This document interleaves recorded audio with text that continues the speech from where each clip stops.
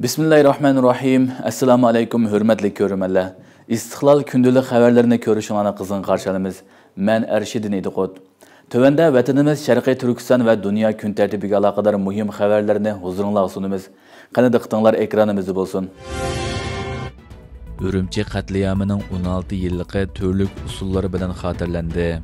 Bundan 16 yıl ilgiri Xitoyning vahshiyona bostirishi bilan tarix betiga xotirlangan 5-iyul Ürümçi katliamı ve şehitler dünyanın her qaysi joylarida turlik usullari bilan xotirlandi.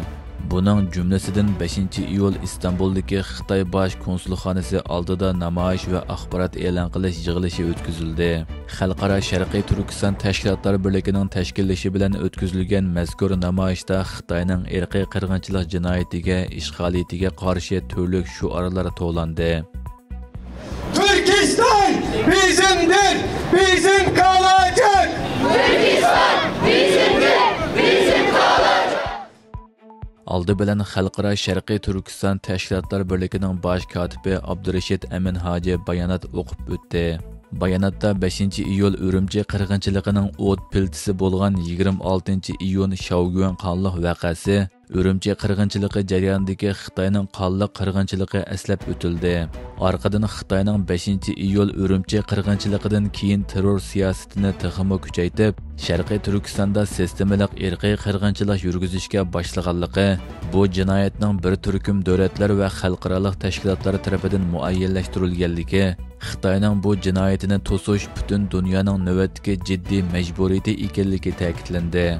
Arqadan Sharqiy Turkiston o'limalar birligi raisi doktor Olimjon Bug'da so'z qilib, navbatda Xitoyning Sharqiy Turkistondagi diniy bostirishning tasavvur qilg'usiz darajaga borganligini, mushu tariqada davomlashsa Sharqiy Turkistonning ikkinchi Andalusga aylanib qolish xavfi borligini, xalqaro jamiyatning xususan butkul islom dunyosi va turk dunyosining buningda bosh tortib bo'lmaydigan majburiyati borligini ta'kidladi. Dünya Uyghur Qurultiyi vaqfi raisi Abdurashid Abdulhamid so'z qilib, Xitoyning Sharqiy Turkistondagi jinoyatlarining ko'plagan parlamentlar va inson haqlari tashkilotlari tomonidan irqiy qirg'inchilik, insoniyatga qarshi jinoyat deb tunilganligini, holbuki Xitoyning saxta tashviqotlar orqali Sharqiy Turkistonda hamma ishning normal ekanligini ko'rsatishga urinayotganligini, Xitoyning bu ko'z bo'yamchiligiga aldanmaslik kerakligini bildirdi.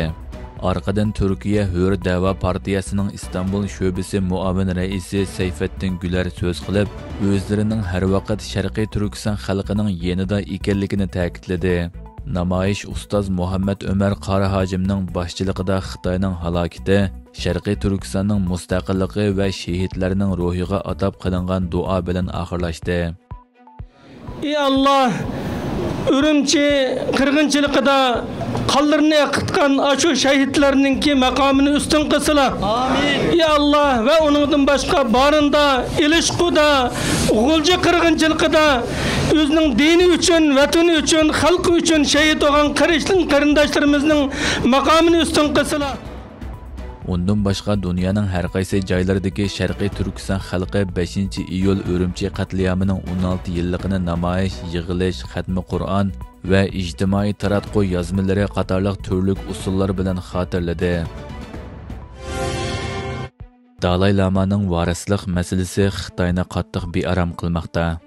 Tibetlarning diniy rahbari Dalay Lamaning o'ziga varis belgilash masalasi xalqaraning diqqatini tortayotgan bir mezgilda, Xitoy Hindiston ministrining Dalay Lamaning varisligi masalasiga aloqador bayonotiga norozilik bildirdi. Payshanba kuni bir Hindiston amaldori Tibet Budda dinining ma'naviy dahisi bo'lgan Dalay Lamaning varisini tanlash huquqining faqat Dalay Lamaning o'ziga va u qurgan fondi jamiyatiga mansub ekanligini bildirgan edi. Hindiston az soliqlar ishlari ministri Kiren Rijiju bayonotida Dalay Lamaning o'rni faqat tibetliklar uchun emas, balki dunyodagi barliq agash kuchlari uchunmi intayin muhim. Uning varisini belgilash huquqi faqat Dalay Lamaga xosdir degan edi.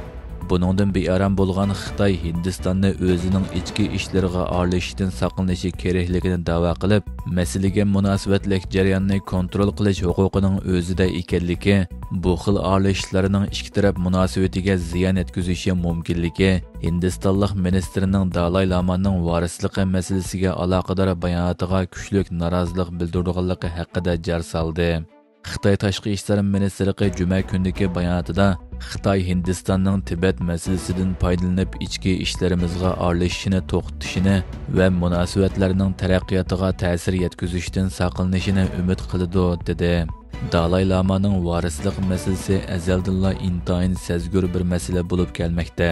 Hindiston garchi Tibetni rasmiy holda Xitoyning bir qismi deb e'tirof qilsa-mu, 1959-yildan buyon Dalay Lamaga va surgunti Tibet jamoatiga sohibxonlik qilmoqda.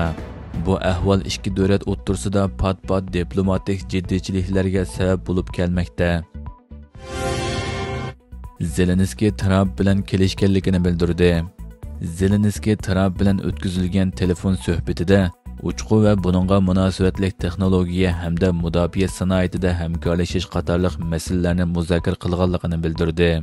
Ukraina prezidenti Volodymyr Zelenskiy 4-iyul Kiyevda Amerika harbiy yordamlarining davomli yetkazilishi masalasida andisha kuchayayotgan bir vaqtda Amerika prezidenti Donald Trump bilan Ukrainaning havo mudofaasini kuchaytirish ustida hamkorlashishga kelishganligini bildirdi. Axios kanalining suhbatdan xabardor Ukrainalik bir amaldorning e'tiqodlarini manba qilgan xabarda ko'rsatilishicha, Trump Zelenskiyga Rossiyaning hujumlari kuchaygandan keyin Ukrainaga havo mudofaasi jihatda yordam berishni xohlaydiganligini aytgan.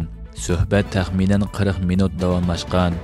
Zelenskiy Trump bilan bo'lgan telefon suhbatining intayin muhim va suhbatning unumli bo'lganligini, suhbatda jang maydonidagi o'zgarishlar, havo mudofaasi va birlikda qurol-yarog' yasash qatorliq masalalarni muzokara qilganligini eskartgan.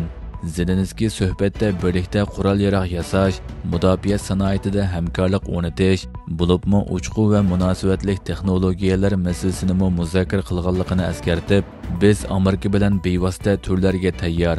Bu turlar xavfsizlik uchun intayin muhim degan.